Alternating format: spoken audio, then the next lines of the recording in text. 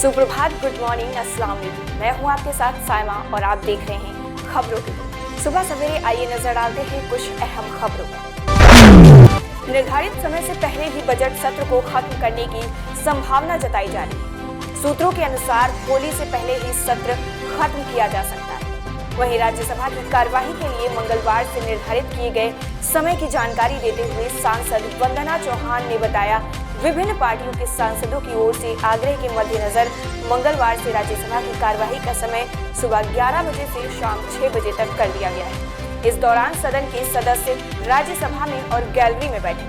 Petro के अनुसार budget सत्र की अवधि को छोटा किया जा सकता है और इसे होली के पहले ही खत्म कर दिए जाने की संभावना है।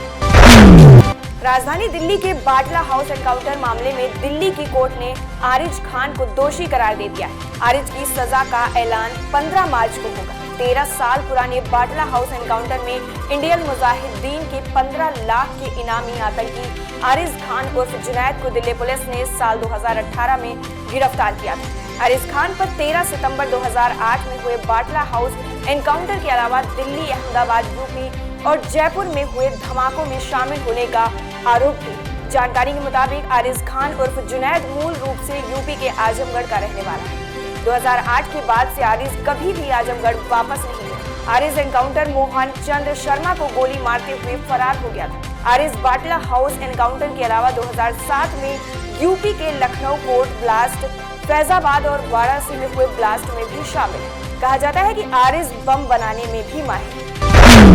राज्यसभा में सोमवार को महिला आरक्षण विधेयक पारित करने की मांग की गई ताकि संसद और विधानसभाओं में महिला सदस्यों की संख्या बढ़ सके। इसके साथ ही सांसदों ने समाज के विभिन्न क्षेत्रों में महिलाओं को अधिक भागीदारी सुनिश्चित करने पर बल दिया। सदन में कांग्रेस सदस्य छाया वर्मा ने कहा कि बेटी बचाओ बेटी पढ़ाओ जैसे नारे के बाद भी कई स्थानों पर महिलाओं के लिए स्थिति में बहुत सुधार नहीं आया है। उन्होंने संसद में महिलाओं को आरक्षण दिए जाने की मांग की। कांग्रेस के ही फूलो देवी नेतान ने महंगाई का जिक्र करते हुए कहा कि इससे घर की रसोई पर भी असर पड़ा है और महिलाएं इससे विशेष तौर पर परेशान हो रही।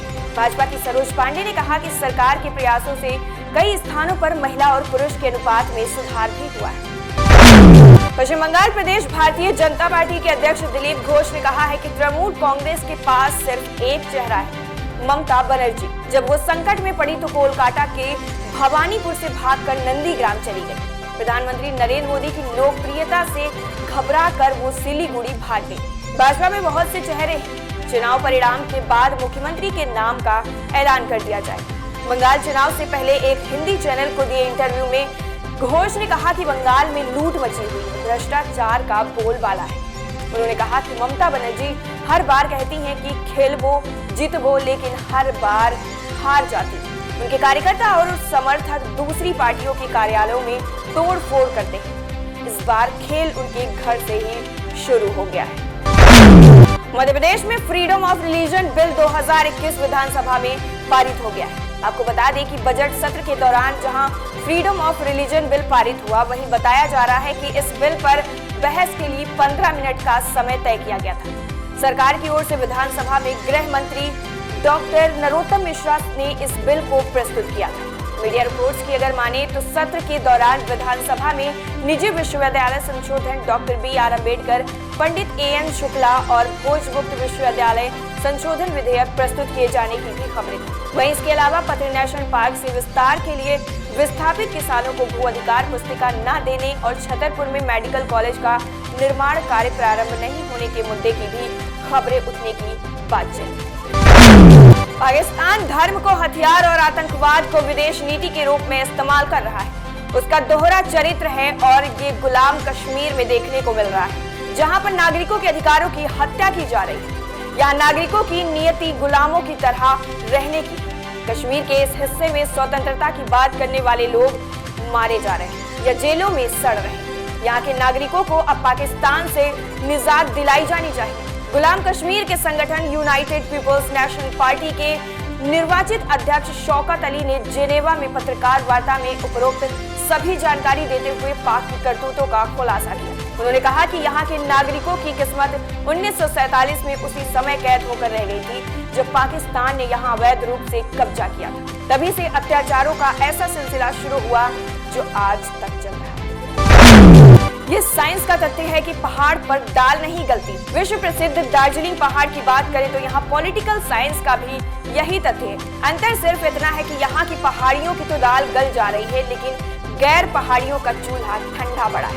दार्जिलिंग पहाड़ यानी पर्वतीय क्षेत्र में सदी से भी ज्यादा पुराना एक सवाल है, वो है पहाड़ियों यानी नेपाली भाषी गोरखाओं की पहचान का सवाल। इसी से जुड़े अलग राज्य गोरखालैंड का मुद्दा गाहे बगाहे यहाँ राजनीतिक तापमान बढ़ता दिखाई दे रहा है।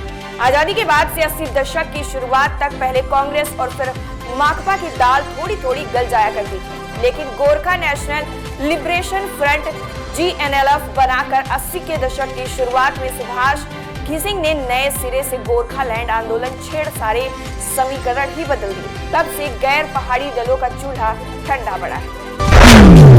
भारत में कोरोना के मामले फिर से तेजी से बढ़ रहे हैं। खासकर कुछ राज्यों में पिछले 24 घंटों में 18,000 से ज्यादा नए केस सामने आए। केंद्रीय स्वास्थ्य मंत्रालय की तरफ से जारी किए गए आंकड़ों के मुताबिक पिछले 24 घंटों में देश में 18,599 नए केस दर्ज किए गए। वहीं इस संक्रमण से 24 घंटों में 97 लोगों की मौत हुई। भारत में एक्टिव केस यानी वो लोग जिनका इलाज चल रहा है, उनकी संख्या भी बढ़ी। भारत में 1,88,747 एक्टिव केस हैं। कोरोना के मामले में कुछ बढ़ोतरी उन राज्यों में देखी जा रही है जैसे महाराष्ट्र, केरल, पंजाब, कर्नाटक, गुजरात और तमिलनाडु। कोरोना के नए मामलों में बढ़ोतरी दर्ज की गई।